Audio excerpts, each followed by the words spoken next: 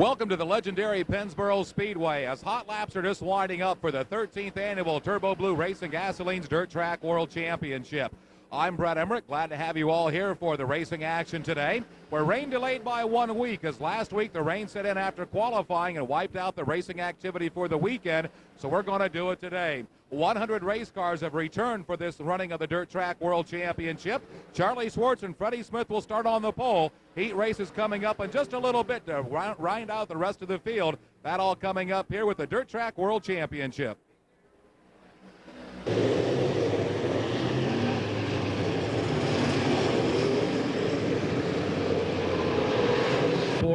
This morning, as the fast qualifiers understand, will be getting their hot laps a little bit later on this afternoon. So all the heat races have got themselves hot lapped in. We'll be getting that first qualifying heat race lined up here momentarily and get things going with this rain-delayed 13th running of the Turbo Blue Racing Gasoline's Dirt Track World Championship.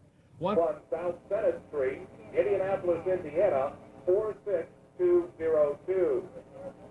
Now, there has also been a recovery fund established for Jack Hewitt, and if you would like to make a donation to the Jack Hewitt Recovery Fund, you can send your money to the Jack Hewitt Recovery Fund. We're working with you at the Pennsboro Speedway, but as they say, you got to move on down the road. We're looking real forward to that executive directorship with the Stars for 1994. As it stands right now, the #1 Cochran Pontiac GMC Pace vehicle out on the speedway right now as we're working to get that first of 6 Rod's Performance Center qualifying heat races lined up. And here's the way that first heat race would line up for the racing action today. Starting on the pole position, the third quick qualifier last week here at the Speedway. He's out of Mooresburg, Tennessee. Driving the number 18 car will be Bloomer Scott Bloomquist in car number 18. Scheduled to start outside of that front row as they're still working to make that motor change. The M1 car, the engine builder out of Strasburg, Ohio, B.A. Malkett. Row 2 looks like this. This gentleman has made both appearances for the Dirt Track World Championship, and he has put this 0 in the race. He's out of York, Pennsylvania, driving a Rocket Racing chassis, the 0E of Rick Eckert. And on the outside of row number 2, they call him the long, tall, cool one. Out of Danville, Illinois, in car number 32, the Bob Pierce. Starting then on row number 3, scheduled to start on the inside, will be the driver that has been dominating the East, as they say, in 1993. He drives the Speedy Hayes number 44 car out of Owensville, Maryland. In the 44 car, it'll be Gary Stuhler. And starting outside of that third row then, all the way out of West Burlington, Iowa, driving the J&J Steel sponsored number 99 will be Johnny Johnson. Row 4 looks like this in car number 89, the 1993 Stars Rookie of the Year out of Franklin, Indiana. Ladies and gentlemen, it'll be Steve Barnett. And on the outside of him, out of South Zanesville, Ohio, in car number 11, it'll be Bart Hartman. Row number 4, then to the inside will be the number 10 car out of New Albany, Ohio, will be Larry Bond. And starting outside of row number 4, out of the Pennsylvania Keystone State from Evans City, Pennsylvania, the D11 car of John Flinner. Row number 5, it'll be car number A10 out of Coolville, Ohio. It'll be Andy Bond. And also out of the Racine, Ohio area, they call him the Bandit car A55 of Bob Adams. Row number 6 then, starting to the inside, will be one of the young hard chargers out of Northern Ohio. He comes out of Navarre, Ohio, driving the number 19 car will be Alan Baker. And outside of that 6th row then, driving the number 33X car, the veteran from St. Clairsville, Ohio, Bob Moskey. Scheduled to start on the inside of row number 7 out of Parkersburg, West Virginia, car number 38. It'll be Kenny Johnson. And also out of the River City of Parkersburg, it'll be the E1 of Parkersburg, Mike Balzano. And that should round out your field for this first heat qualifier as the track officials work to get the cars in their respective positions. Of course, with some of the drivers not coming back, the field will be juggled up a little bit, but the lineup we just read to you was the lineup as we have it for the first qualifier. Now, again, the top three finishers will advance to the Dirt Track World Championship. You finish position 4 through 9th, you'll go to one of the consolation events, and then the way they'll round out the tail-end field for the consolation event, the fastest 12 qualifiers that don't make it through in the heat races will be being split up into 6 cars. Those fastest 6 will go to the one consolation event. The other 6 then will go to the second consolation event to round out the field.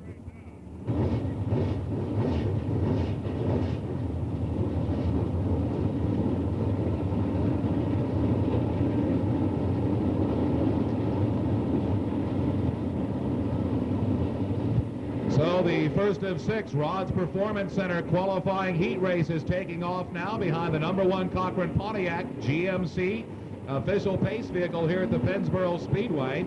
Again, we want to thank Jack Crowell and all the fine folks at Cochran Pontiac with 3 locations in the greater Pittsburgh area for providing the pace vehicle here at the legendary Pennsboro Speedway. With the M1 car as the race officials and scores will get the M1 car where they need to go. So the field getting set to go as we'll go racing 20 laps with his first qualifier for the Rods Performance Center heat races. Scott Bloomquist and Rick Eckert on the front row with Bob Pierce and Gary Stuhler on row 2. Johnny Johnson then in the 99 car and Steve Barnett will be on row 3. And it's Bart Hartman and Larry Bond on the 4th row. John Flinner and Bob Adams make up row number 5. And it's Andy Bond and Bob Mosky, Alan Baker and Mike Balzano and Kenny Johnson in the 38 car to round out the field. The flagman looks them over, green flag out, and we're underway with heat race number 1.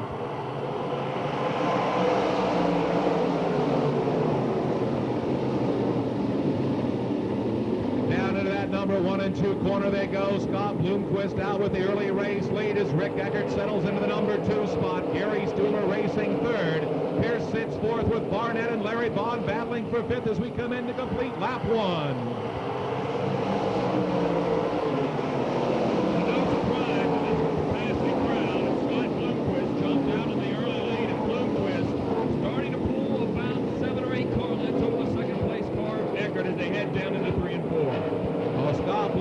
Now starting to open up that lead over the young lion out of York, Pennsylvania, Rick Eckert, as they complete lap number 2. Gary Stuhler runs 3rd with Pierce sitting 4th and Barnett in the 5th spot. Johnny Johnson now up to 6th, followed by Bob Adams Jr.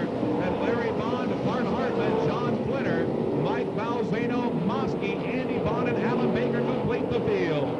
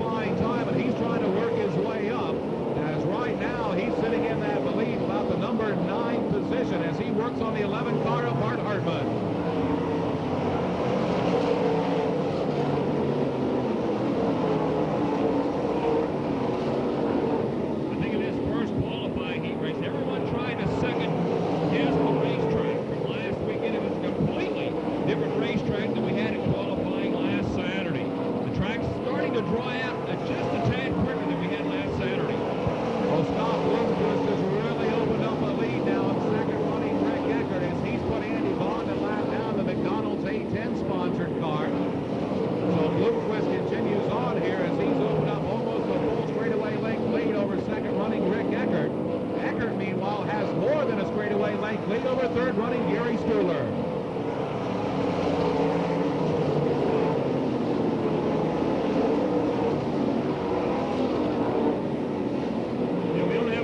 Time on Scott Bloomquist, but he is really getting around his racetrack right now, Brent. Yeah, Scott is definitely out and flying. I know last week a lot of people were saying, even though Charlie and Freddie set the quick time, when you looked at consistent times during hot laps on Saturday morning and during qualifying, Scott was definitely the fastest car out there. Watch the line, and Scott Bloomquist is running. Usually run down on the inside. Look, Scott Bloomquist is running in turns 1 and 2, and watch him in 3 and 4. Did the same thing last week, putting that Barry Wright house car up on the top side of the racetrack, trying to find an outside groove, and it looks as though outside may be the quick way around.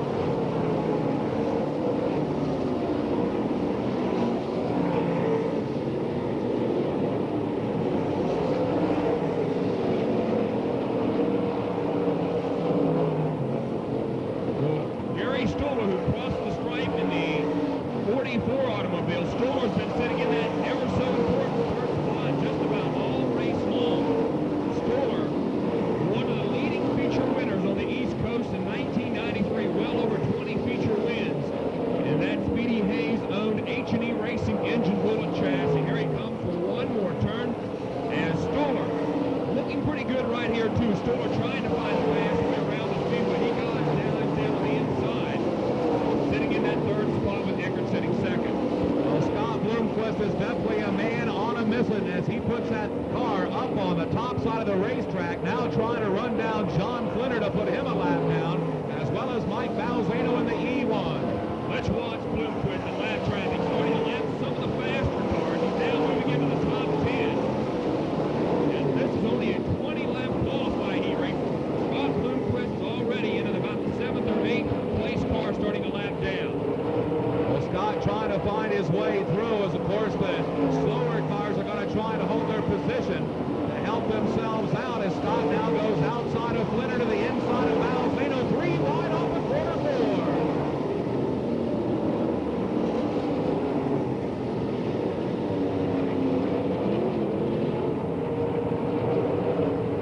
Bloomquist is taking no prisoners here this afternoon, splitting the gap between Flinner and Balzano as he worked out of turn 4 that time. Now starting to come up on the slow cars of Bart Hartman, Larry Bond, and Steve Barnett. Well, Scott again wants that outside groove as Larry Bond goes a bit wide. Scott goes between him and Bart Hartman as Bloomquist now puts some more cars down the lap in this first of 6 Rock Performance Center heat races. Brett, he's starting to lap some pretty good cars right now. When you go two-time national champion Mike Balzano, now he's moving to the Stars Rookie of the Year, Steve Barnett. Well, he's picking them off. There's no doubt about that as Barnett sitting in that number 7 spot has just been lapped. As Scott Bloomquist now will try and move in on the 6th place car of Bob Adams Jr.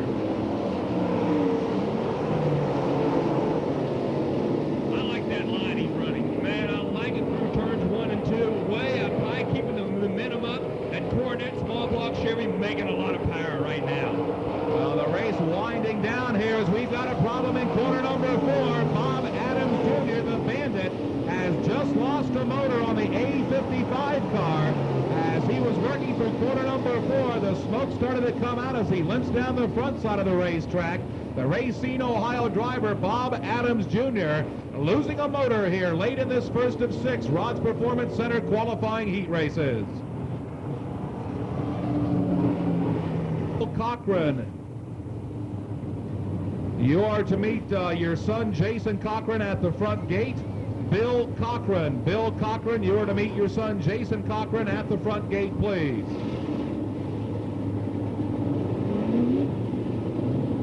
So 18 quick laps are down, 2 racing laps remain as Scott Bloomquist is your race leader. Then your second place car is Rick Eckert, the 0 car, as he's got lap traffic in front of him. Running third, the 44 of Gary Stuhler. Then your fourth place car is Bob Pearson, car 32. Johnny Johnson running fifth in the 99 as the green flag comes back out.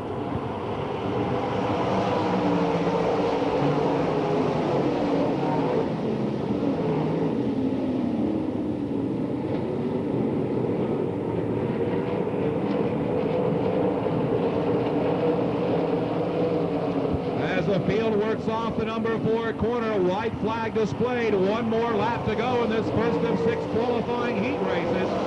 As Scott Bloomquist is off and gone, leaving the field. Right now, the battle for that last transfer spot. Gary Stuhler and Bob Pierce. Pierce is about a car and a half length behind the 44 of Stuhler as they head down the back chute. Off of corner number 4 they come. Your winner of heat race number 1, it's Scott Bloomquist in the 18 car.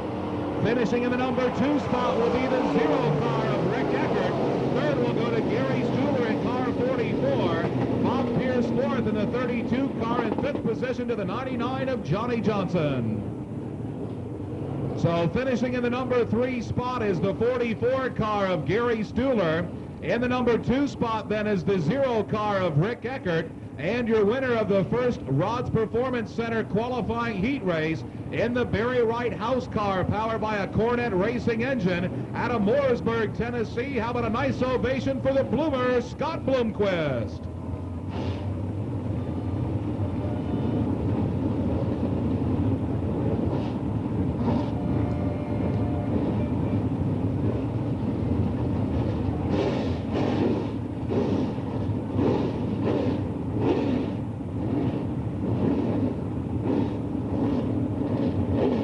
Well, the second qualifying heat race lining up now behind the number 1 Cochran Pontiac GMC Pace truck, and this is the way they'll stack up.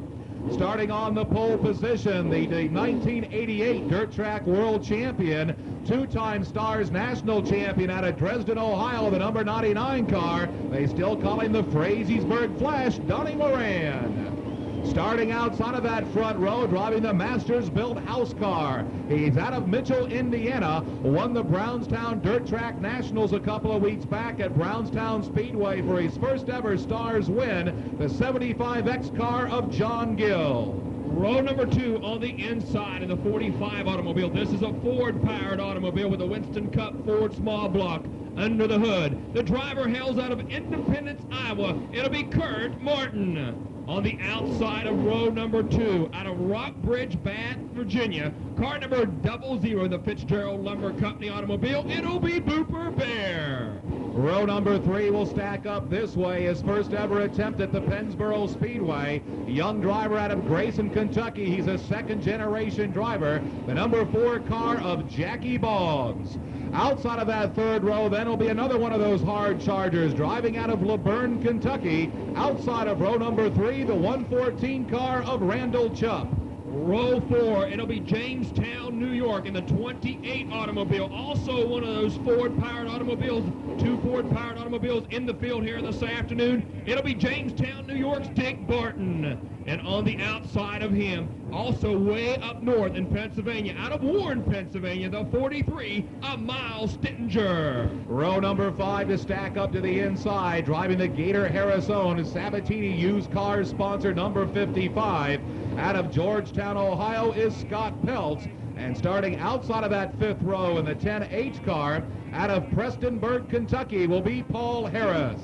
Row number 6 on the inside out of Travelers City, Michigan, the 1 automobile of Ron Rokas. And on the outside, scheduled to start out of Mercersburg, Pennsylvania, the 82 of Andy Fries. Row number 7 will stack up this way to the inside, and the 17W car out of Renfrew, Pennsylvania will be Bob Waring Jr. Outside of that 7th row then in car number 28, out of Tyler Mountain, West Virginia, the 28 car of Harold Redmond. On the 8th row then to the inside will be the 60 car out of Houghton Lake, Michigan, will be Don Marcolet. On the outside of that 8th row then will be the H2O car of Chuck Russell from Bladensburg, Ohio. Row number 9 then to the inside will be the M1 car of Mickey Wright from Albion, Pennsylvania. And outside of him will be the 59 car, the Batmobile of Dub Barnhouse from Caldwell, Ohio. So that's your scheduled lineup for the second Rods Performance Center qualifying heat race. Again scheduled for 20 laps of racing. Top 3 finishers advance to the Dirt Track World Championship. Positions 4 through 9 will go to one of the twin 25-lap consolation events. Well, on the front row, he won this event, the 99 automobile, former Dirt Track World Champion Donnie Moran. Outside of him, a gentleman who's having one heck of a 1993 season, just won his first Stars race a couple of weeks ago at Brownstown, John Gill. One of a tough customer out of the Midwest. In that second row, that 45 automobile, Brent. Well, Kurt Martin, the driver, he and the crew are crew members for Bobby Labonte's NASCAR effort. That's a NASCAR 355 small block Ford motor in the car. We'll see what the Hawkeye driver does as the green flag waves and we're underway.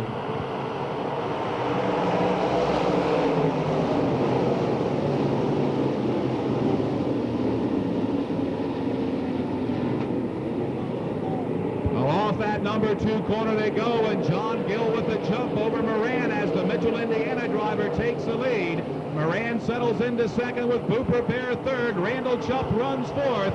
Kurt Martin in the 5th spot, and Jackie Boggs goes underneath of him.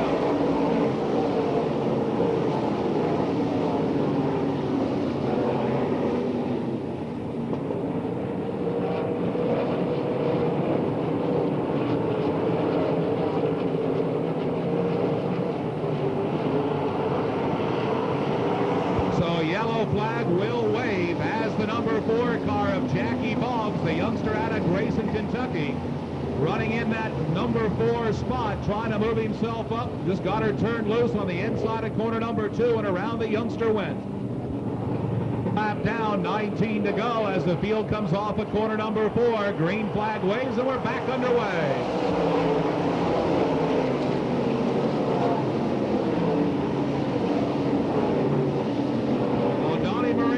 A bit in corner number 2. Booper Bear goes to the inside, but Moran able to pull away from the double O car of Booper Bear as they race down through the 3 and 4 corner.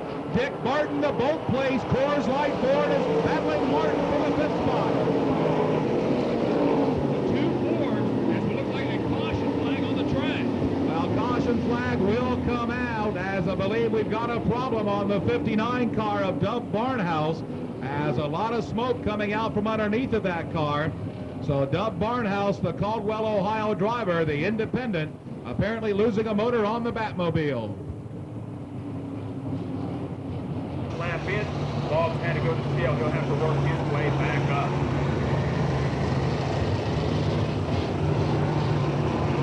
Well, it'll definitely be interesting as the day wears on to see what the track does. Starting to get some rubber laid down on the racing surface right now.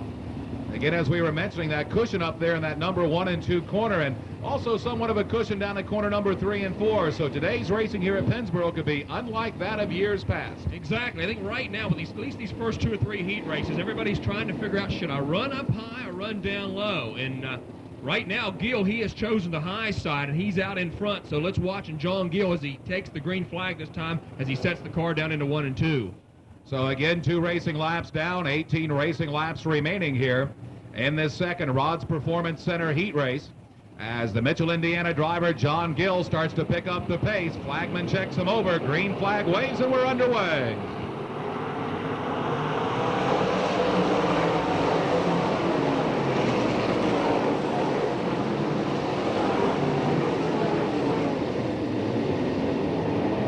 Well, down the back chute they go. John Gill leaving Donnie Moran, as Moran now about 10 to 12 car lengths back as Booper Bear glued right on the back bumper of Moran.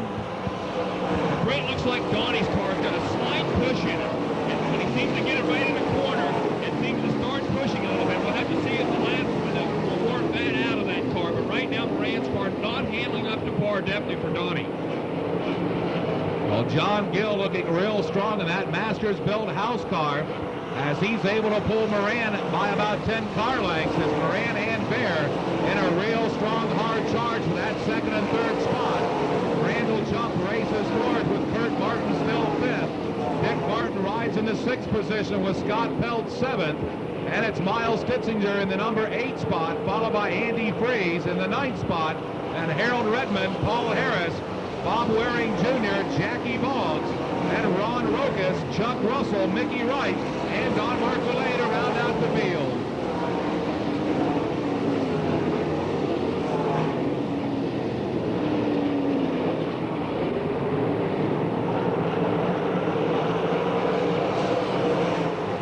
Here comes Barton on the inside of Martin, but no avail that time once again. Barton trying to slip up Martin just up on the line side and trying to work down on the inside of the 45 car. Well, right now we've got a great battle going for the number 9, 10, 11, 12, and 13 spots as they work off a corner number 2. Bob Waring Jr. clear to the outside of the 17W car as he battles Harris for a position. Redmond goes underneath the Freeze as Jackie Boggs sits behind those cars. You know, the cars in the back of the pack trying to work their way into good shape. The consolation race coming up a little bit later on this afternoon. Each car that you pick up will put you up farther for the last chance race a little bit later on. Well, the leaders out by themselves, and I'm keeping my eye on this battle back here in the back end of the pack as these guys are putting on a show, racing for that number 9, 10, 11, 12, and 13 position as Jackie Boggs now goes underneath the Paul Harris off at corner number 2, trying to move up another spot.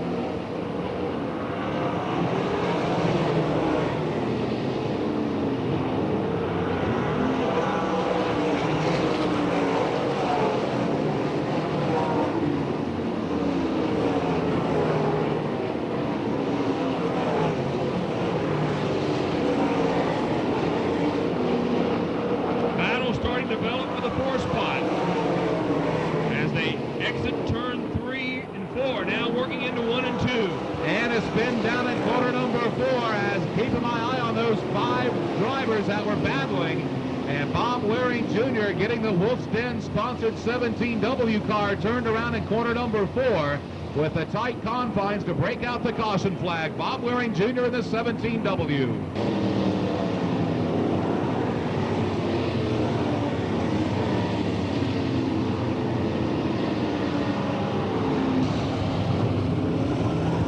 So 10 racing laps are down with 10 racing laps remaining in this second qualifying heat race, as John Gill has looked very strong in that Masters-built number 75 car. Donnie Moran sitting second in car 99 with Booper Bear, your third place car. That's the Fitzgerald Logging and Buena Vista Motor Sales sponsored 00 car. Randall pick it up, flagman checks him over, green flag waves, and we're back underway with 10 laps down and 10 to go. Gill very quickly picked up the throttle. Donnie Moran's car, who earlier in this event looked to be not handling up to par, but I think as the race ticks along, Moran's car starting to come along. It looks like we have trouble down in turns 2. Yeah, trouble over in corner number 2 as Mercersburg, Pennsylvania's Andy Freeze gets the 82 car turned around. So a caution flag will be out as Andy Freeze in the number 82 car making some contact in the back of the pack. Gets himself turned around in corner number 2. Get ready to clock in number 11. Now they start to pick up the pace as we get going. Flagman checks them over, green flag waves, and we're back underway.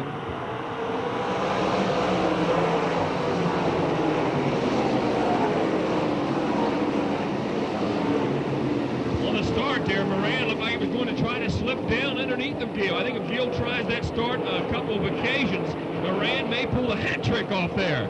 Donnie trying to run up on that top side, and Booper Bear pulls alongside as they come off the 4, but Moran able to out-drag him into corner 1. Well, we've had a position change. Dick Barton finally get around the Kurt Martin automobile. Barton now moving into the 5th spot in the 28th, the New York driver. Well, down into corner 3 and 4 they go. Gill able to keep that lead as Moran tries to keep Booper Bear behind him. Times it looks like Booper Bear is just a tad faster than Moran. I think if Booper can shake out Moran, I think he may have a chance at John Gill, but definitely coming up on the second half of this 20-lapper, Moran has shown Gill nothing.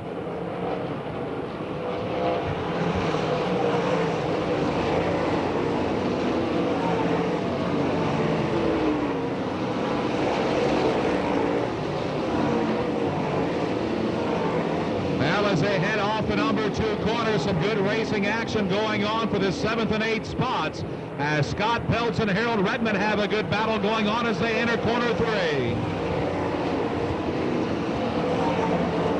Dick Barton, the 5th place car, starting to close up on the 114 car of Randall Chubb. Watch Barton on the back chute in the 28-volt sponsored 28 Coors Light automobile. Uh-oh, Chubb slipping up just a little bit.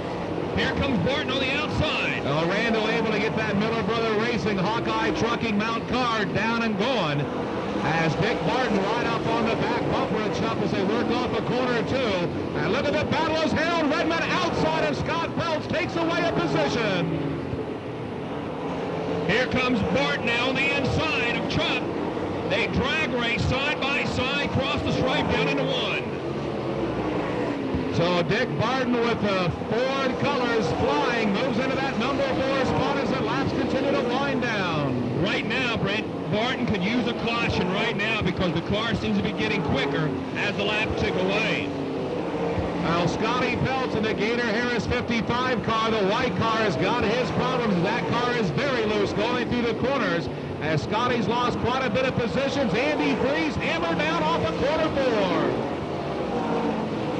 A tough break for Scott Peltz, teaming up with the Gator Harris operation in 1993, having a pretty good year in the tri-state area, but something aboard that automobile as he starts to drop back here in this second event of the afternoon. Well, Mickey Wright in the M1 car has gone a lap down to race leader John Gill, as a white flag will be coming out with one more lap to go in this second qualifier as John Gill has half a lap to go. Moran and Bear trying to get around Mickey Wright as Moran gets underneath, gets a bit wide. Booper looks at the inside off of corner 2. And Kurt Martin Barton, the 45 car, slowing here on the front side of the racetrack. Race leader John Gill picks up the checkered flag to win the second heat. Moran to finish second with Booper Bear third. Riding home fourth will be Dick Barton. Fifth position will go to Randall Jupp. Riding home sixth will be the 28 car of Harold Redmond.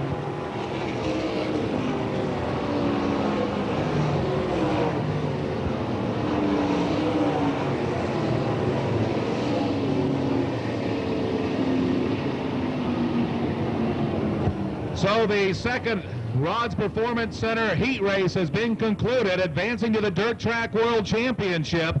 In the third spot's the 00 car of Booper Bear. Second spot goes to the 99 car of Donnie Moran. And your second heat race winner, driving the Edwards Heating and Cooling JK Farm sponsored Masterbuilt Chassis 75 car. How about a nice Pennsboro ovation for Mitchell, Indiana's John Gill.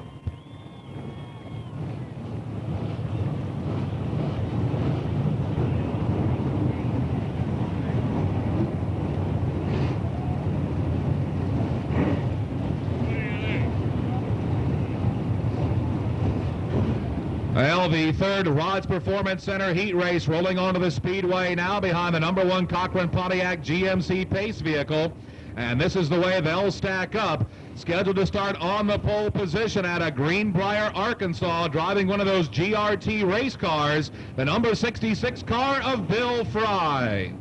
Outside of that front row, hailing out of Vincennes, Indiana, he carries the number 28X number. It'll be Kevin Claycomb. Chauffeuring the 01 automobile, they call him the Virginia Leadfoot. Out of Cross Junction, Virginia, Rodney Franklin. And outside, two-time winner of this event. They call him Blackjack. Gratian, Kentucky's the B4 of Jack Boggs. Row number 3 will stack up this way. To the inside will be the M&J Enterprises mount of Jim Gentry out of Worcester, Ohio. That's car number 14. Starting outside of that third row in the Busch Beer Subway Sandwiches sponsored 33X car out of Newark, Ohio will be Aaron Scott. Row 4 makes up of two young drivers out of Fredericksburg, New York. It'll be the 49R of Brian Ruhlman. And on the outside in the 68 automobile out of Weston, West Virginia will be Tim Hitt. Row number 5 will stack up this way. To the inside, driving the number 71 machine out of Wheelersburg, Ohio will be Delmas Conley. Outside of that fifth row in the 17B from Grayson, Kentucky will be Randy Boggs. Row 6, the red 1C of Don Clark out of Wellston, Ohio, and the 28E of Dennis Earp out of Illinois. Row number 7 will stack up this way. To the inside of the 3M car out of Hinsdale, New York will be Michael Myers. Outside of that 7th row will be the 65 car of Doug Hull from Charleston, West Virginia. The last row, Ravenswood, West Virginia, is the 32N of Scott Hartley, and I do believe the 1P of Rodney Phillips has scratched.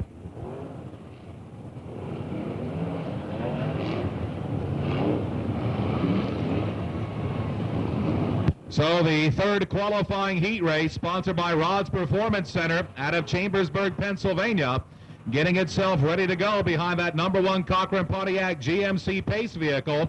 Another 20-lapper coming up. The top 3 finishers to advance to the Dirt Track World Championship. Positions 4 through 9 will go to one of the two 25-lap consolation events.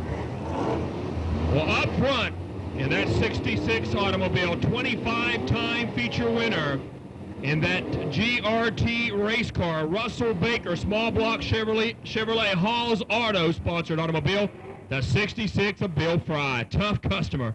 And we'll see what happens as another strong customer outside of him, the Indiana driver Kevin Claycomb out of Vincennes, Indiana, and veterans behind him, Rodney Franklin and Jack Boggs. This one could be a dandy as they get ready to stack them up side by side. Awaiting that green flag, they start to pick up the pace. Green flag waves and we're underway. Claycomb wastes no time to get on the throttle, and look at the advantage. He pulls up on Bill Fry, and Jack Boggs sneaks right down on the outside also. Down to that number 1 and 2 corner they go. Kevin Claycomb jumping out in front with Jack Boggs into the second spot.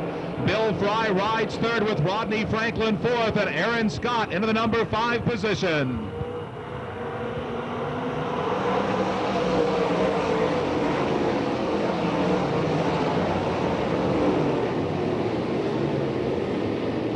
Well, Bill Fry went from the front row all the way back into third, and now starting to get a challenge from Rodney Franklin, as Claycomb and Boggs very quickly dropping Fry back to third before they got into turn number 1 and 2. Well, definitely the outside line, the line to be in, as it seems to be quicker. As Kevin Claycomb was able to get the jump on the start, and down the backside of the racetrack he goes, about a 5 to 7 car length lead over Jack Boggs. Well, Claycomb really sawing on that wheel, keeping that car on the inside of the arena, watching as he sets the car down in turns 1 and 2. Here comes Boggs, though. Claycomb, you can see him sawing on the wheel on the inside. Well, down into corner number 3 they go. That tricky number 3 and 4 corner. We've got a problem in corner number 2, as we've got cars spun around over in that number 2 corner. I believe the 28E car of Dennis Erb Jr. out of Carpentersville, Indiana, make that Illinois, getting turned around, and Doug Hall, the youngster out of Charleston, West Virginia, bringing his car to a halt also. Spot. Aaron Scott sitting 5th, Tim Hitt now in 6th.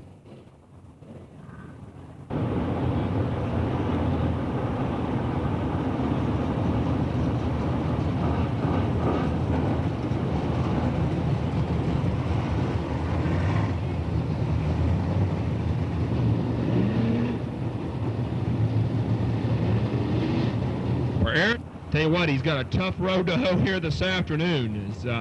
He's got to move around the Aaron Scott car, Rodney Franklin, and get around Bill Fry. He's got his work cut out for him. Definitely have his work cut out for him as we get ready to go back to green. 3 racing laps are down, 17 remain. You know, talking with some of the guys last week and also today when they rolled into the pit area, we were talking about this race, and consensus for most of the drivers was, if you can win a heat race down here, you have done something when it comes to this race. Very tough competition down here for this Dirt Track World Championship. Well, the gentleman looking for his first heat race win ever, Clevin Claycomb, I'll get that out up front. So Claycomb picks up the gas, green flag waves as we get back to racing with 17 racing laps remaining.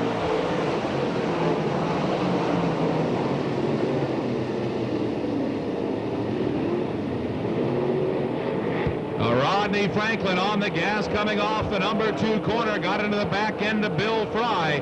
Excellent job of driving by both gentlemen to keep those cars in shape.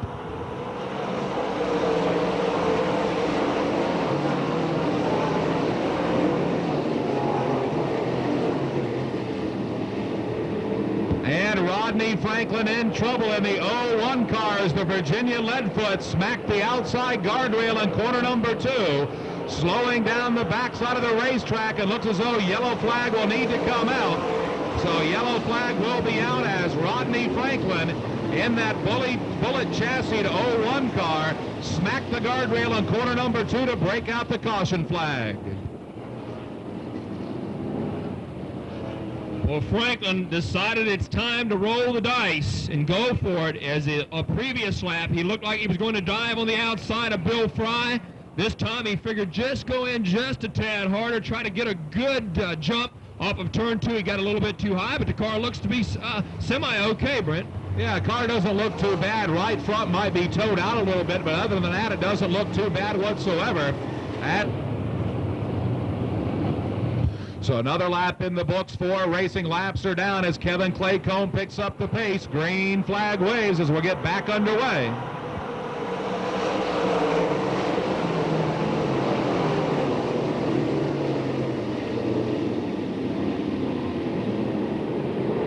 And caution back out on the speedway, as apparently the starter did not like the start. So caution flag back out on the speedway. We understand the starter did not like the start, so he's calling it back. Tail as they'll get set up to go back to racing action here. 4 racing laps are down. 16 racing laps remain as Claycomb brings them around. Green flag waves, and we're back underway.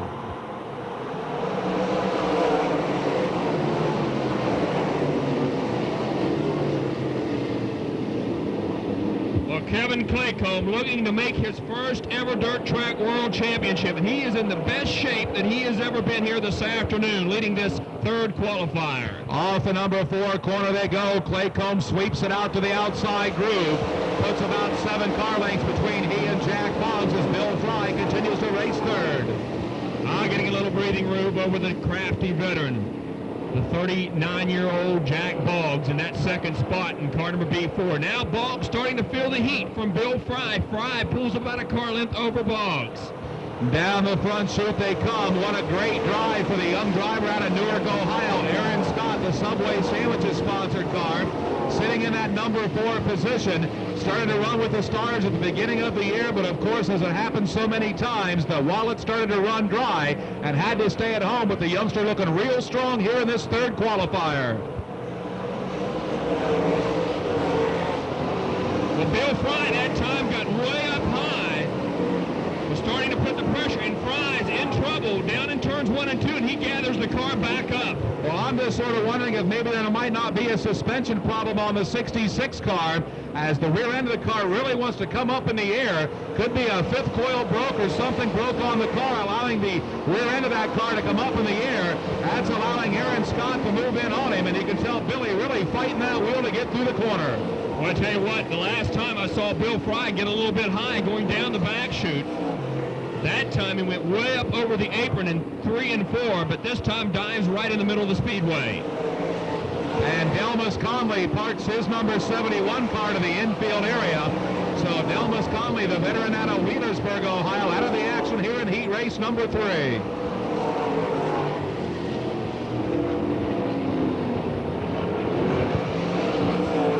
Well, I'd say that problem that we thought might have been wrong with Bill Fry's car must have been wrong, as he is pulled away from Aaron Scott in that number 33 car.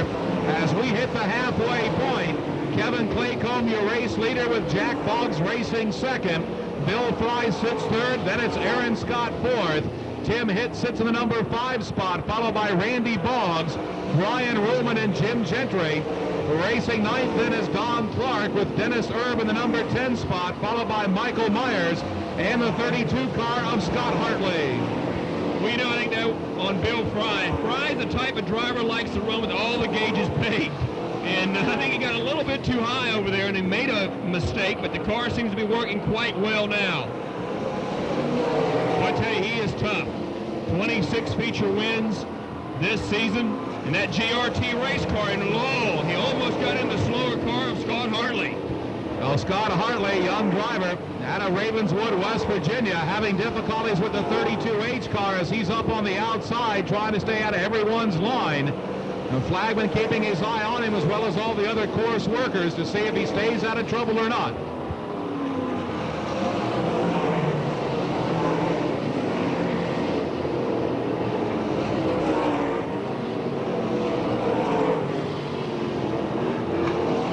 So Scott Hartley gets the 32H car to the infield area, so the youngster out of the racing action as we continue on.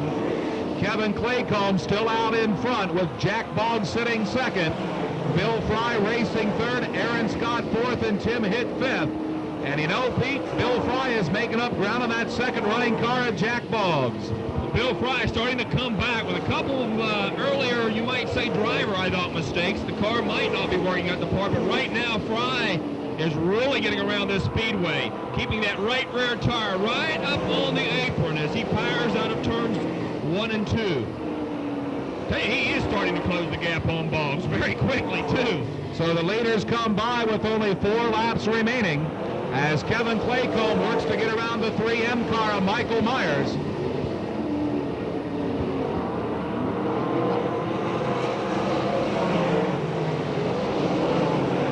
That battle between Aaron Scott and Tim Hitt, that is going to be the battle to get up front of the consolation race. A very important position between Aaron Scott and Tim Hitt. Well, we've got 2 intense battles going on. Bill Fry within 4 car lengths of second running Jack Boggs, and Aaron Scott and Tim Hitt having a battle for 4th and 5th. I tell you what, Fry is going to, I think if he catches Boggs, he's going to catch Boggs sleeping, because Fry has not been there the whole race.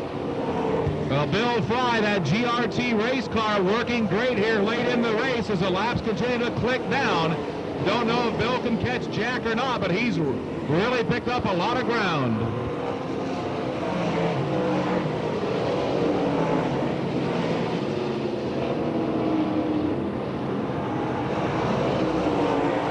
The leaders come in now on the white flag lap, so 1.5 mile to go with Kevin Claycomb, Jack Boggs, and Bill Fry in the transfer spots. Aaron Scott still running fourth with Tim Hitt fifth. And it's Randy Boggs sixth, Brian Ruhlman seventh, Jim Gentry races eighth.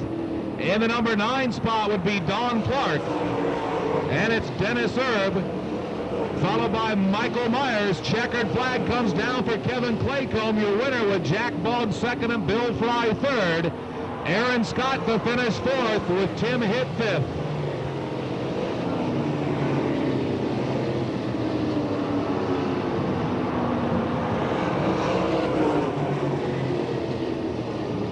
So the third Rod's Performance Center heat race has been concluded. Finishing in the number 3 spot is that 66 car of Bill Fry. Second spot goes to the B4 car of Jack Boggs. And your third Rod's Performance Center heat race winner out of Vincennes, Indiana. How about a nice round of applause for the 28X car of Kevin Claycomb? Dirt Track World Championship start here this afternoon. Claycomb has been here 2 or 3 different occasions, and this afternoon he wins the qualifying heat race, starting him in real good shape for the 100-lap event coming up. Congratulations to Kevin. So the fourth qualifying heat race lining up on the speedway right now, and this is the way they'll stack up. Starting on the pole in the Angeliquio and Henry Motorsports 1J car, it's the Bullet Chassis House car. The driver out of New Alexandria, Pennsylvania, current Stars National Point leader, and the 1993 Hillbilly 100 leader, the 1J car of Davey Johnson. Outside of that front row, hailing out of Lost Creek, West Virginia, in the Tucker County Trucking sponsor number 31C, Denny Chamberlain. Row number 2, they call him the Shoestring Traveler. He's out of Sugar Grove, Pennsylvania. In the Star 1, it'll be Chubb Frank. And hailing out of Green Bay, Wisconsin, the 10P of Pete Parker on the outside. Row number 3 will stack up this way to the inside of row number 3. Driving the Ray Vest Excavating sponsor number 24V. The big man out of Hagerstown, Maryland, it'll be Nathan Durborough. And outside of that third row, out of Ashland, Kentucky, in the 44F will be Steve Francis. Row 4 will put Pennsylvania's Jeff Hoffman on the 32 on the inside. In Kentucky's the RZ1 of Joe Rice. Row number 5 then will find the 57 car of Mark Myers from Fairmont, West Virginia to the inside. Outside of that fifth row will be the young college student from Imperial, Pennsylvania, the number 2 car of Mike Johnson. Dirt Track World Champion 55, Dayton, Ohio's Larry Moore on the inside. And R.J. Conley, one of those racing Conleys out of Wheelersburg, Ohio, on the R71 on the outside. Row number 7 to the inside will be the 5M car of Ryan Markham from Ashland, Ohio. Outside of that 7th row will be the 16 car of J.R. Simmons from Parkersburg, West Virginia. And rounding out the field then will be the 1K car of Jim Kutis from McKeesport, Pennsylvania.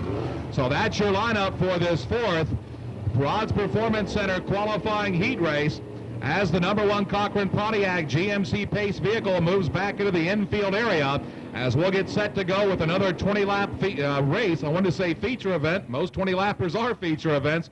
Not here at Pennsboro, though. This is only a heat race.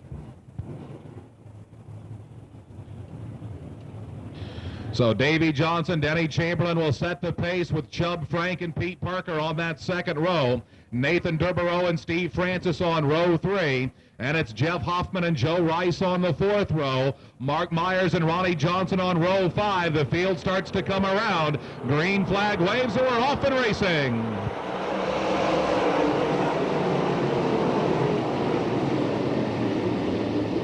And down to that number 1 and 2 corner they go. Davey Johnson out in front with Chubb Frank into the number 2 spot. Denny Chamberlain sits 3rd. Nathan Durborough racing 4th as Pete Parker and Steve Francis battle for 5th.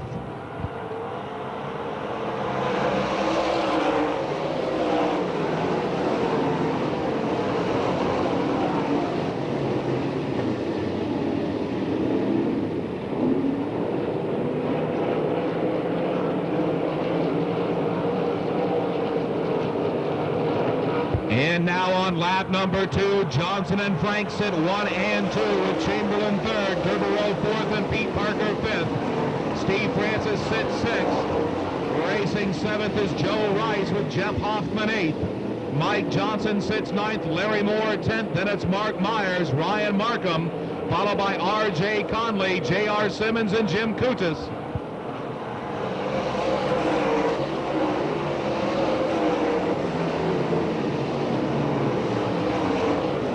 And a yellow flag will be coming out as we've got a problem down in that number 2 corner. Like that, so R.J. Conley, a youngster out of Wheelersburg, Ohio, in the Conley trucking mount, will have to get some repairs on the 71R car.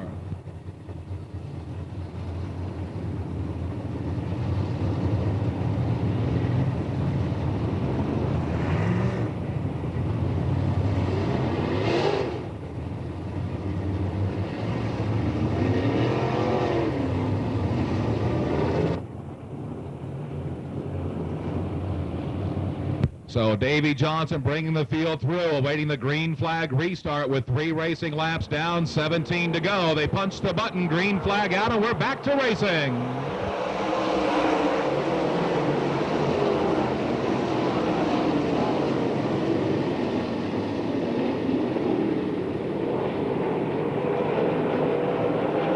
Well, down the backside they go.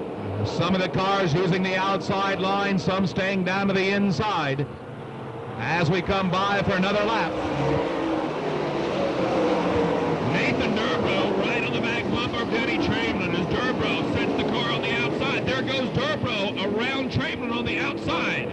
Off the number 2 corner they go. The battle for 3rd between Chamberlain in 31 and Durborough in 24.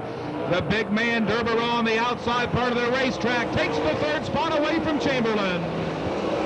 I tell you what, excellent pass by Durborough as he set Chamberlain up coming down the front straightaway. Now Parker trying to pull the same hat trick move, but to no avail, got a little bit too high that time. The race continues on as Johnson now opens up about a 10-car length lead over second running Chubb Frank. Durborough continues to race 3rd with Chamberlain 4th, Pete Parker 5th, Steve Francis 6th. Jeff Hoffman races in the 7th spot with Larry Moore 8th, and Francis slams the inside guardrail in the 44F car.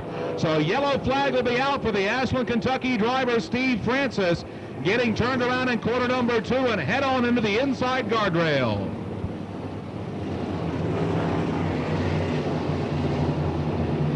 Well, Brent, what we could tell from here, Francis' car just seemed to break loose, and when it did, Francis went into a long broad slide and then tagged the inside retaining guardrail down just coming out of turn 2.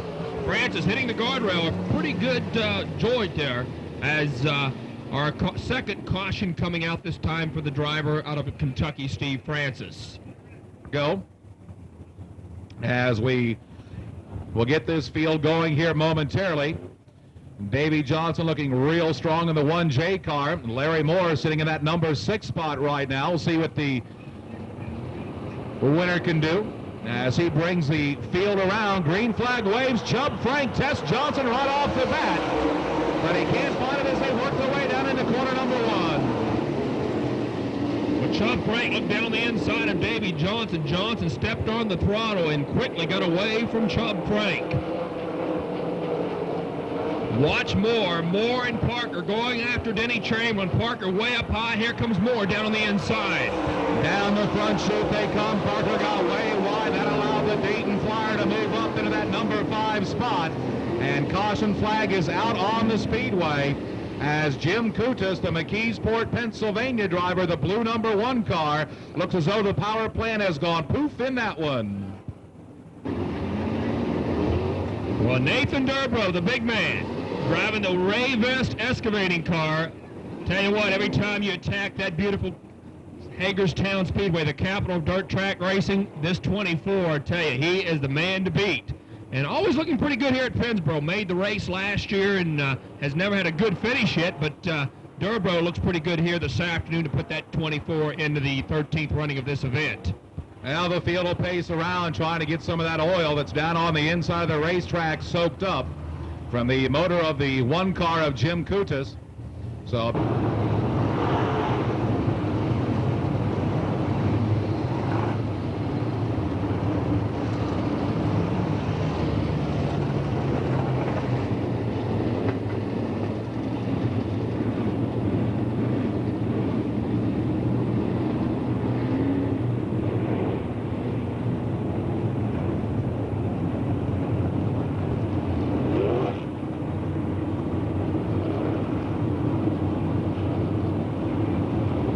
So the field bunched up as we get set to go back to green. Davy Johnson brings the field around. Green flag waves, and we're back racing.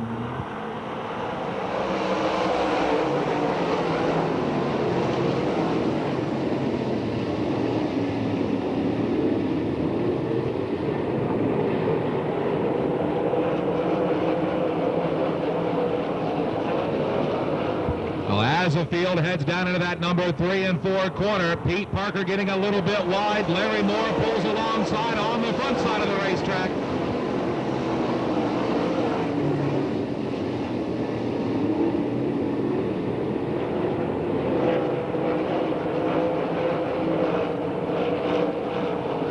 Davy Johnson still out in front with Chubb Frank sitting second and Nathan Durborough racing third. Denny Chamberlain sits fourth. Larry Moore takes over the number 5 spot as he gets around Pete Parker to move up another notch. And Moore gets a bit wide and Parker comes right back at him, takes that 5th position away.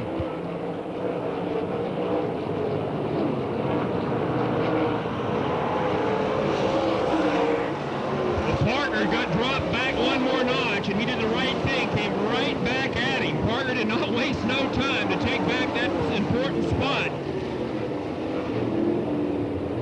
Boy, Johnson now, as the laps tick away, starting to get a lot quicker now. Watch that car like it is on a rail as it comes down the front straightaway. So 10 laps are down, 10 laps remain. Davy Johnson, the race leader, with Chubb Frank racing in that number 2 spot. Nathan Durborough races third with Denny Chamberlain sitting in the number 4 spot. Pete Parker sits 5th with Larry Moore 6th. Then it's the 32 car of Jeff Hoffman, followed by Mike Johnson, Mark Myers, and Ryan Markham, R.J. Conley, and J.R. Simmons at the halfway point.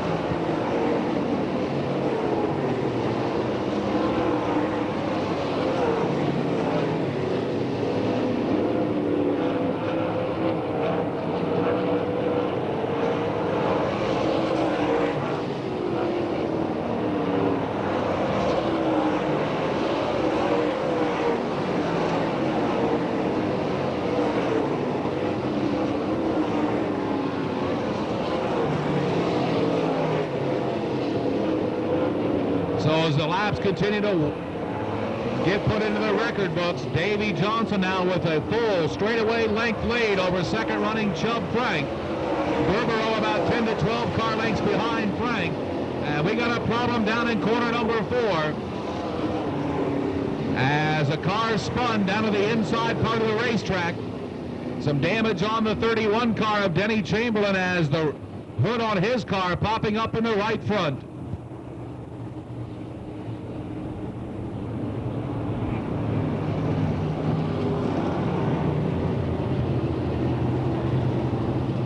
So caution flag coming out as the young driver out of Imperial, Pennsylvania, Mike Johnson, loses the handle of the Imperial hoist-sponsored mount as push truck will get behind him to try and get him fired back up. So a tough break for the college student, Mike Johnson, as he spun down on the inside of corner number 4.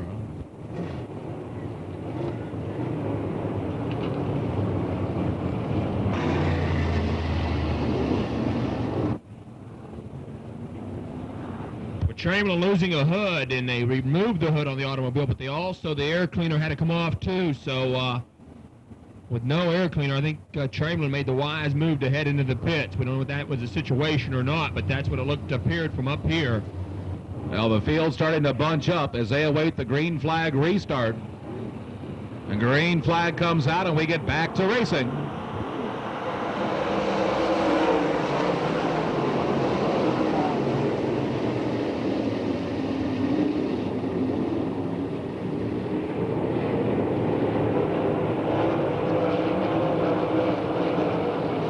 Davy Johnson again on the restart, able to pull away from second running Chubb Frank as they race off the number 4 corner. It looks as though J.R. Simmons in the 16 car has got problems as he heads pit side in corner 4.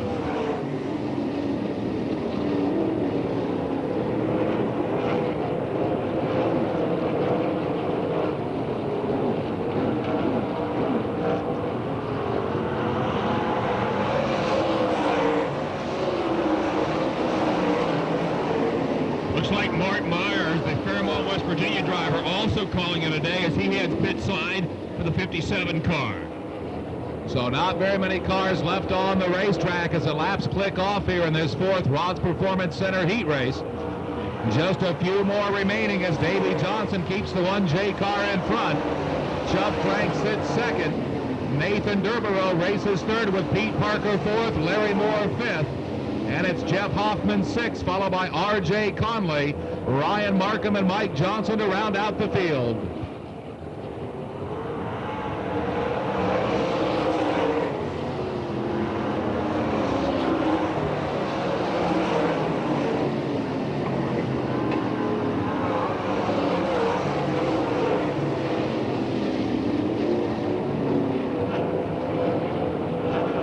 In now on the white flag lap, 1/2 mile to go for Davey Johnson in this fourth qualifier. Chubb Frank continues to race second with Durborough third, Pete Parker fourth, and Larry Moore fifth.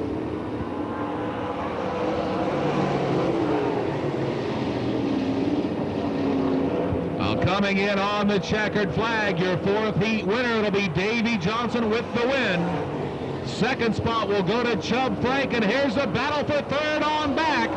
Third spot will go to Nathan Durborough with Pete Parker fourth and Larry Moore in the number 5th position.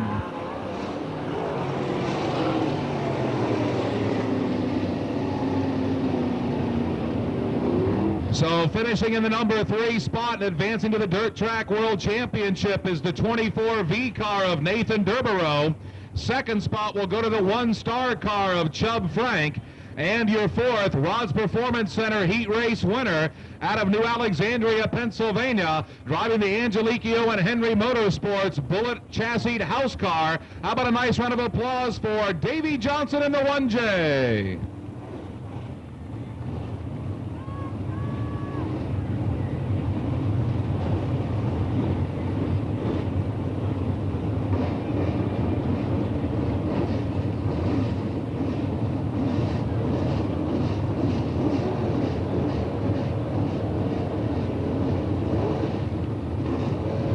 The scheduled starting lineup for heat race number 5 will look like this.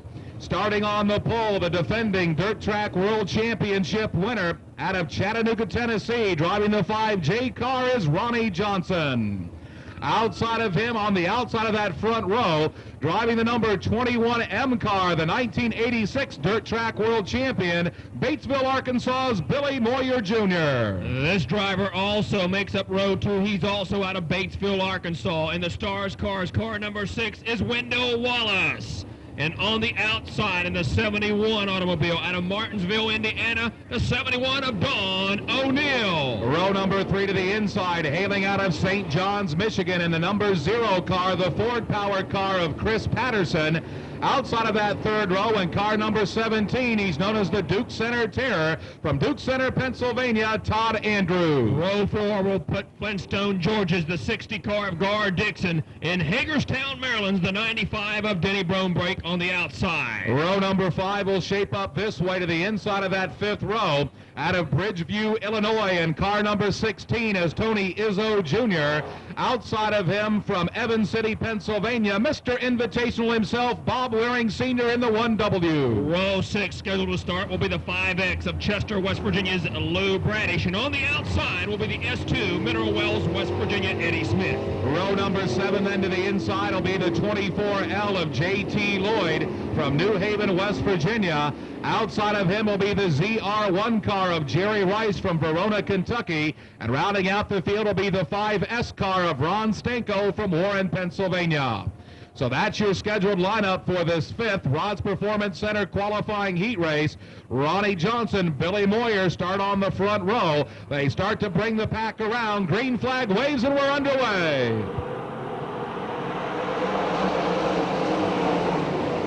Once again, the outside proves to be the fastest way around as Billy Moyer wastes no time to put Ronnie Johnson back into that second spot. Moyer takes the field down the back chute. Well, Don O'Neill, first-time visitor ever to Pennsboro, has himself third. He gets wide. Here comes Wendell Wallace to the inside. Wendell Wallace trying to make Don O'Neill slip up. O'Neill this time goes car back in. And Wendell Wallace, nowhere to go, wisely backs off the throttle. They come by another time. Billy Moyer extends that lead over Ronnie Johnson with Don O'Neill third. Wendell Wallace sits in the fourth position with Chris Patterson racing fifth. Todd Andrews sits sixth with Bob Waring Sr. seventh. Then it's Denny Bonebrake, Gar Dixon, Eddie Smith, then Jerry Rice, Tony Izzo Jr., Lou Bradish, J.T. Lloyd, and Ron Stanko.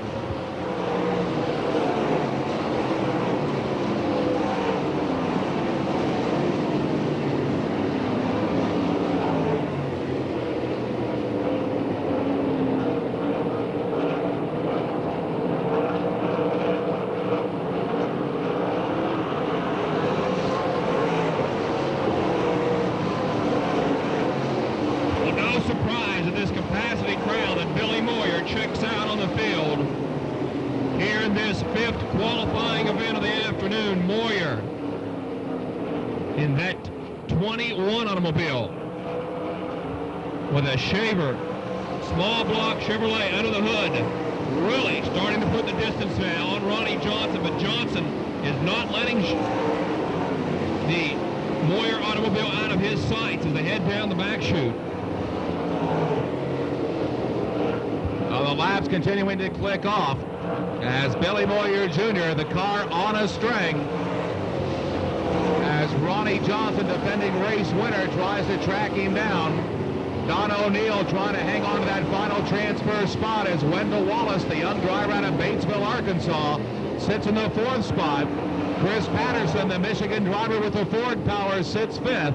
Todd Andrews races sixth with Bob Waring Sr. seventh. Denny Bonebrake eighth, and Gar Dixon in the number 9 position. Well, Wendell that time got a pretty good run off of turns 3 and 4, but could not out-drag the 71 car of Don O'Neill. O'Neill looking for his first ever Dirt Track World Championship start, and if he's going to do it, he's going to have to battle it out for all 20 circuits here, because the 6 car, Wendell Wallace, is giving everything he wants. Now the race continuing on. As the race right now, as you alluded to, Pete, is for that number 3 spot as Wendell Wallace right on the back bumper of Don O'Neill off of quarter 4.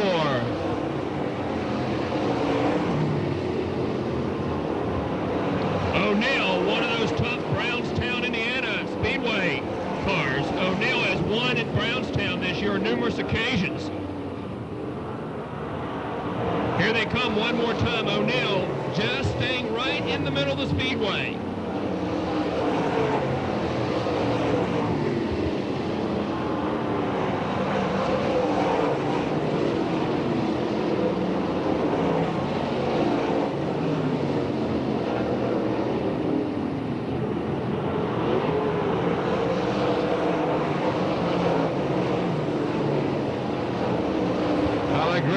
Going on for that number 3 spot as Don O'Neill in the orange and yellow number 71 battling hard with Wendell Wallace in the blue and white number 6 as they head down the backside of the racetrack.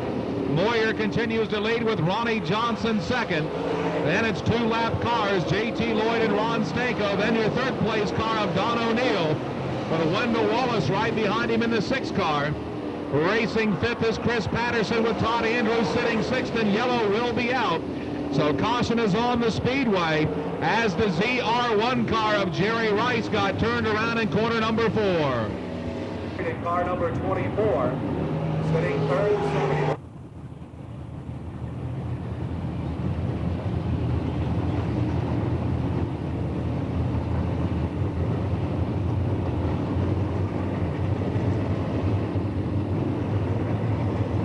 On that caution, I watched Don O'Neill pull up to J.T. Lloyd and give Lloyd the signal which way he was going. And I think Lloyd's going to let O'Neill know on the drop of the green he's either going to stay on the outside or inside, so we'll watch that. That's going to be very critical for Don O'Neill. If he gets caught behind the Lloyd automobile, Wendell Wallace will, take him on the inside or outside, so we'll have to watch that start. Well, I'm sure J.T. Lloyd knows he's off the pace, and I'm sure he's not going to try and mix it up with the leaders there and stuff. Just let them go and let them get their own race in. So we'll see what Lloyd does here as we'll get the field ready to go here, I believe, in another lap or two, but I believe we're getting set to go here in the next lap.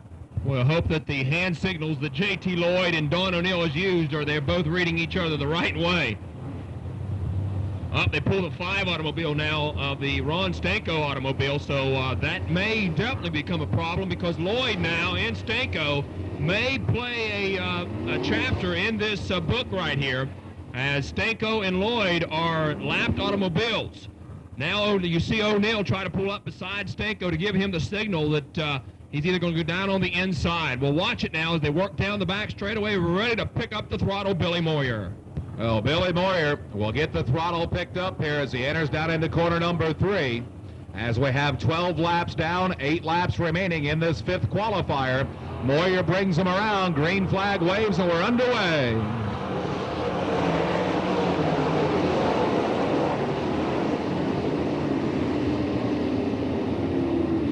Well, Don O'Neill rubbing on that 24 car of J.T. Lloyd saying, give me some room, let me go by, and Lloyd does.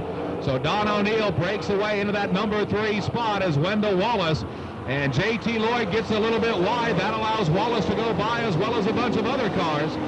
Tom Andrews now making a move on Chris Patterson, moves into the number 5 spot, and that's 17.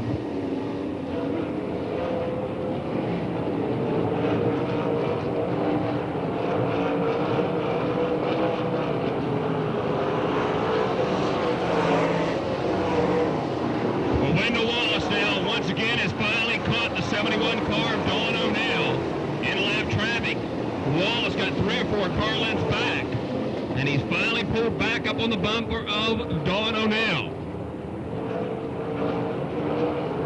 And now on lap 15, 5 racing laps remain. As Billy Moyer Jr. out in front of Ronnie Johnson by about 10 car lengths as they head down the backside of the racetrack. Don O'Neill now opening up a little bit of ground between he and 4th running Wendell Wallace.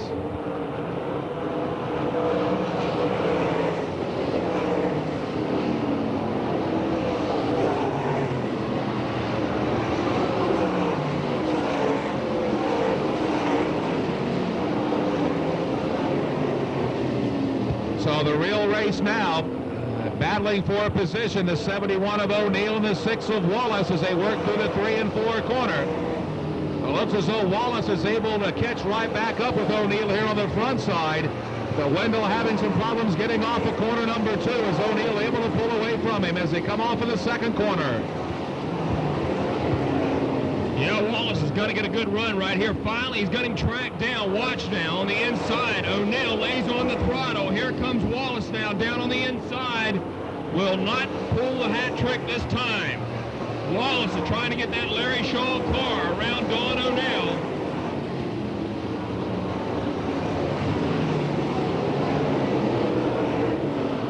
White flag. One more to go, Brent, this time. Can he do it? Well, we'll keep our eyes on him and see what happens as Wallace looks to the inside again, and O'Neill says, not this time. You're not going to get around us coming off of corner 4. As Billy Moyer and Ronnie Johnson straight down into corner 3 and 4. We'll keep our eye on that battle for 3rd. In on the checkered flag, 5th heat winner will be Billy Moyer Jr. 2nd spot to Ronnie Johnson. Here's the battle for 3rd. Wallace to the inside. He's alongside of O'Neill. O'Neill wins the drag race. Wallace will finish 4th with Todd Andrews in the number 5 position.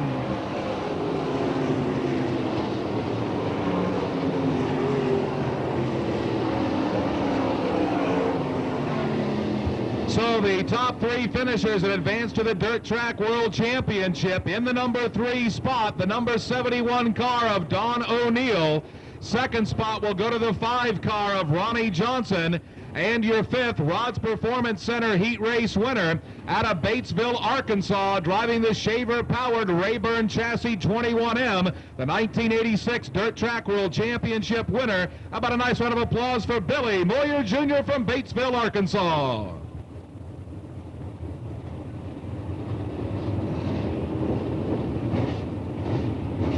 Final qualifying heat race for the afternoon, and this is the way we'll stack them up.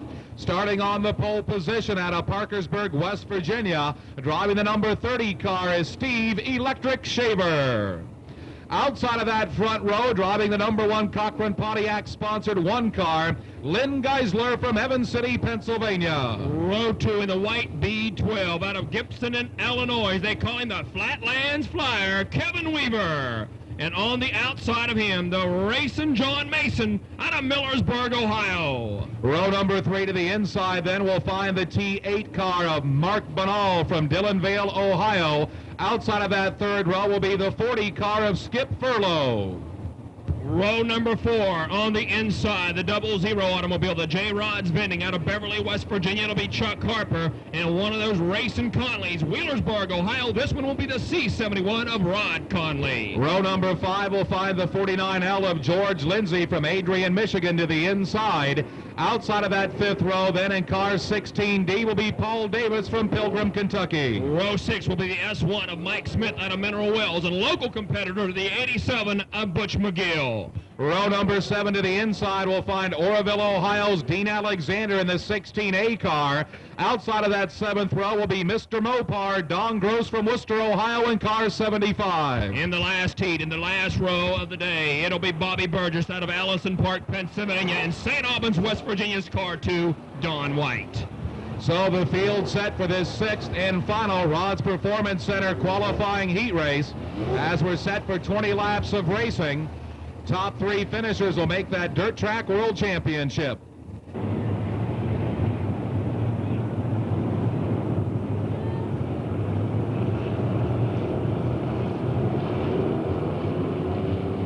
So the field bunches up, getting set to go. Shaver and Geisler bring the field around. Green flag waves, and we're underway with qualifier number 6.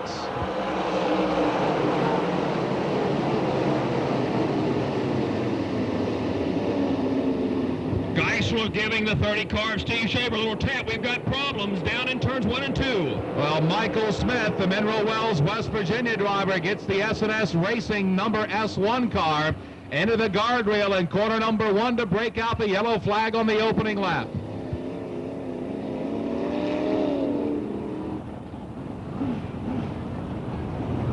Front row, Kevin Weaver, John Mason on row number 2.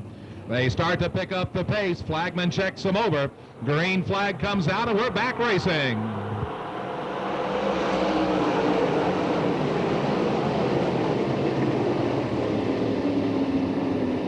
A little bump in there on the start, but everyone gets safely through turns 1 and 2 and heads down the back chute. Doing the crisscross in corner number 2. John Mason gets around Kevin Weaver to take that 3rd spot, and problems again on the backside of the racetrack as the number 16 car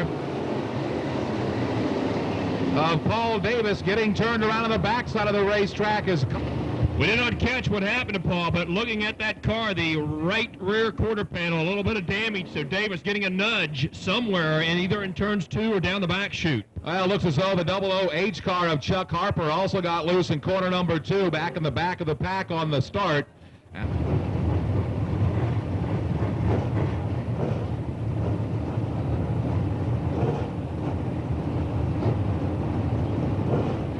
As they get ready to go here with the start of this 6th heat race. Hopefully 3rd time's a charm. Again, a little bumping and banging going on as the green flag comes out and we get underway.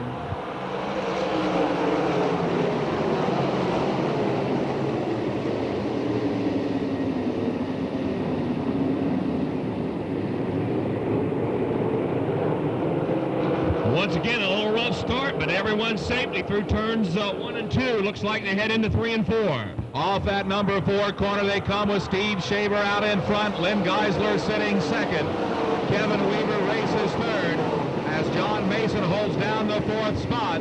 Rod Conley sitting 5th. Then it's the T8 car of Mark Banal, followed by Skip Furlow.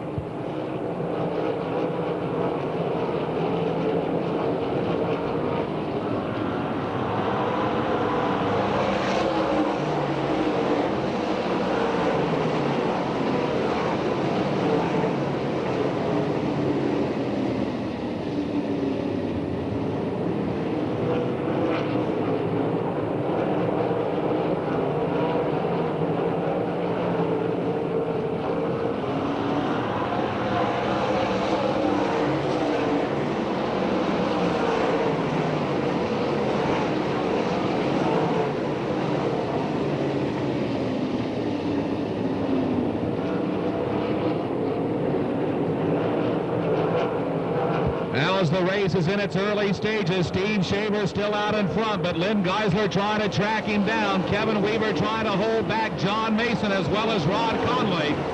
As Conley now has himself up to that number 6 spot, but Mark Benall goes right behind and knocking back another position.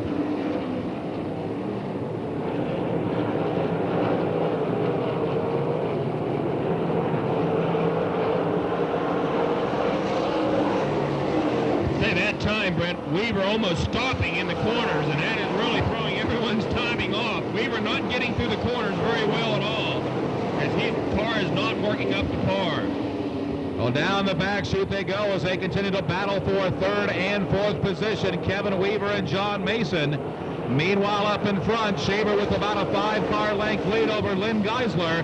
Mason to the outside of Weaver as they race for the stripe. They make contact into quarter 1. Racing Mason moves into 3rd. Goes to the top side of the racetrack. Weaver back down low. Weaver takes 3rd, back away from Mason off of quarter 2.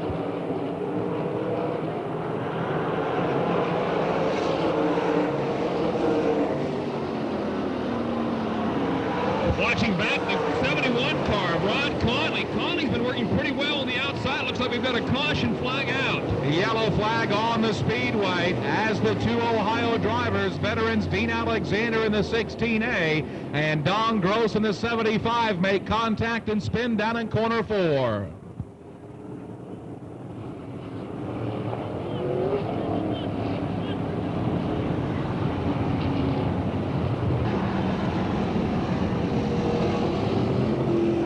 Looks as though the right front tire down on the 75 car, so that's the problem on car 75 of Don Gross.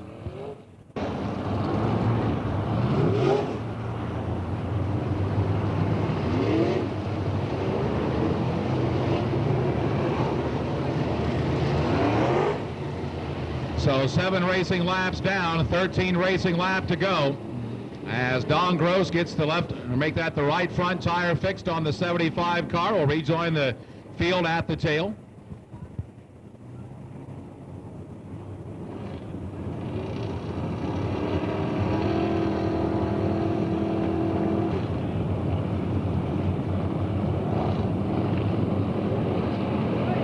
So field starts to come around looking for that green flag. Green flag waves and we're underway. John Mason putting the pressure right back on Kevin Weaver. Boy, he is keeping, it looks like caution flag being quickly displayed. And caution flag back out. Starter did not like the start, so he's going to call back the start. That's why the caution flag came out, and also damage on the 16A car of Dean Alexander, as looks as though that right front sheet metal wanting to come off the car.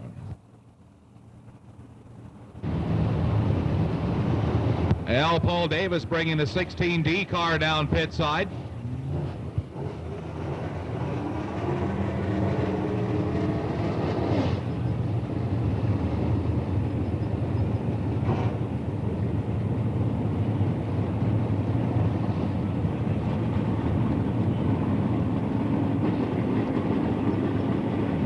Once again, it's Steve Shaver up front, Glenn Geisler, Kevin Weaver, John Mason, R.J. Conley. Once again, I knew I was going to make that mistake at least a half a dozen times today, and that's R.J. Conley in the 71 car. They're a 3-car team here today.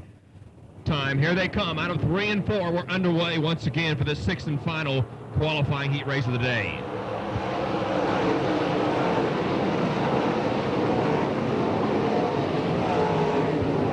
Problem down here on the front chute as the 00H car of Chuck Harper lost the handle into the inside guardrail, so caution flag will be out again for the 00H car of Chuck Harper.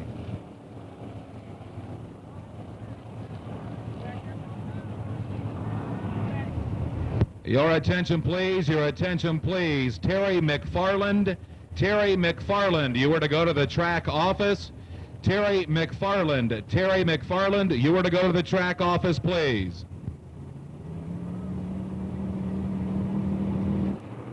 Green flag out as we get back to racing.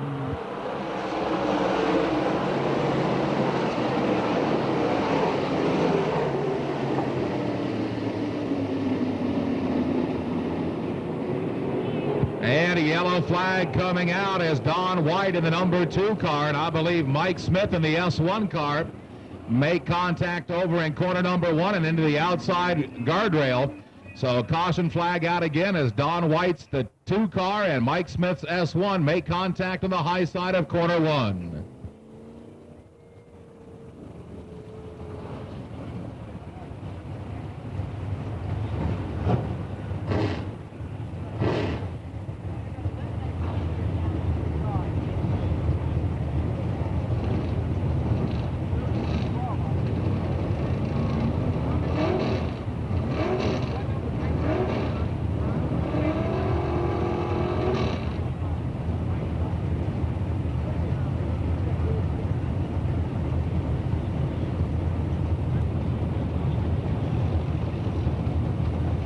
Kevin Weaver's car, and Kevin doing a great job of trying to keep Mason behind him, but a lot of racing time to go in this 6th and final qualifying heat race. 13 more circuits to go, and this race will be completed, so a lot of racing action to go here before we find out who makes it in and who has to go to the consolation event.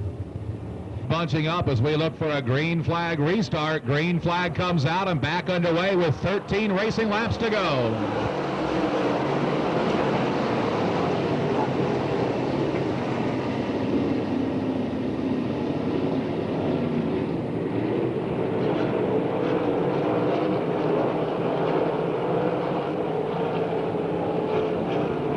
Well, Steve Shaver still out in front of this heat race as he brings the field around. About a 10-car length lead on Lynn Geisler. Kevin Weaver continues to race third with John Mason fourth, Mark Banal fifth. And it's R.J. Conley, Skip Furlow, then Butch McGill, Bobby Burgess, Dean Alexander, George Lindsay, Mike Smith, and Don Gross. I think before the dust settles, something's going to happen between John Mason, Kevin Weaver, Mark Bennell, and R.J. Conley. They're going to see some action right there in those 5 cars. Well, that's where everybody keeping their eye trained at, is that battle for third on back. As Weaver really looks quick coming off of corner number 2, and as you've alluded to earlier, he just about comes to a stop in corner 4 as Banal now goes to the inside of Mason and takes the number 4 spot back. Mason looks back down to the inside, trying to get it back around Banal.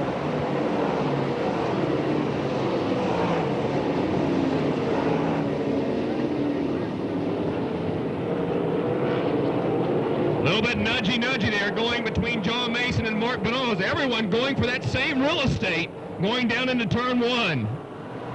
The laps continue to click off as Shaver and Geisler run 1 and 2. Kevin Weaver third. Mark Banal now in that number 4 spot with John Mason 5th. Skip Furlow sits 6th with Butch McGill 7th. And it's R.J. Conley, and Mason gets back around Banal to take over the 4th spot on the backside of the racetrack.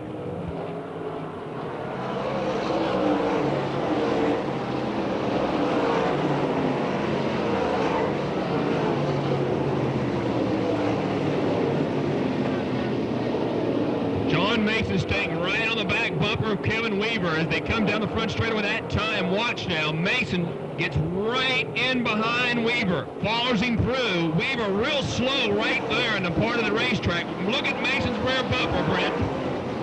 Alan's call will give you a little bit of an assist here to get you going, or else we're going to get around you one way or the other. As Mason laying that 72 front end right on the back end of Weaver as they head down the back chute. Meanwhile, up in front, Lynn Geisler has cut down Steve Shaver's lead.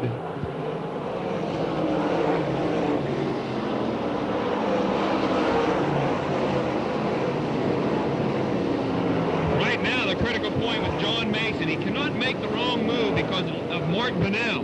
Bennell will definitely grab. If Mason tries on the outside, Bennell will duck down on the inside him very quickly. Well, 5 racing laps remaining in this event. As Steve Shaver, Lynn Geisler run 1 and 2, and Kevin Weaver making that back end of that Pizza Hut sponsored car about 40 feet wide, trying to keep John Mason behind him. Well, Geisler had pulled up on the back bumper and made a costly mistake. Let the car just drift up a little bit too high, and he lost that real estate. Look at this. Coming out of 3 and 4. Oh, Weaver, Mason, and Banal having a good battle for that final transfer spot. As Weaver trying to hold off Mason, and Mason trying to hold off Banal, and at the same time trying to get around Weaver. John Mason has been knocking on the Pizza Hut decal just about every lap here for this 20-lap event.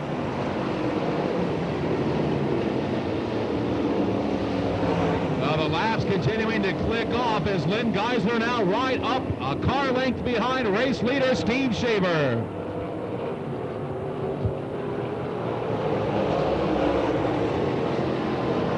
John Mason, Kevin Weaver get side by side, a little contact, contact between Banal and Mason as they race through the one corner. Banal keeps it under control, as does Mason. Mason alongside of Banal as they race off a corner two. White flag is out, 1 lap to go. Geisler on the back bumper of Shaver.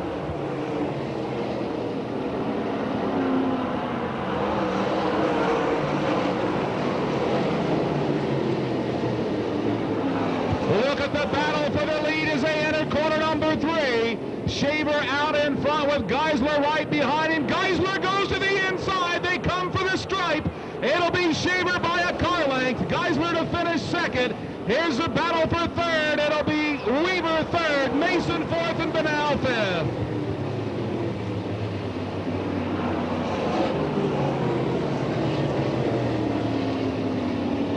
Well, talk about a dandy there. That's 6th and final Rods Performance Center heat race. Your top 3 transfers. In the number 3 spot is the B12 car of Kevin Weaver. Second spot goes to the 1C car of Lynn Geisler. And the winner of the 6th and final Rods Performance Heat Center sponsored event out of Parkersburg, West Virginia, in car number 30. They call him Electric. How about a nice round of applause for Steve Shaver?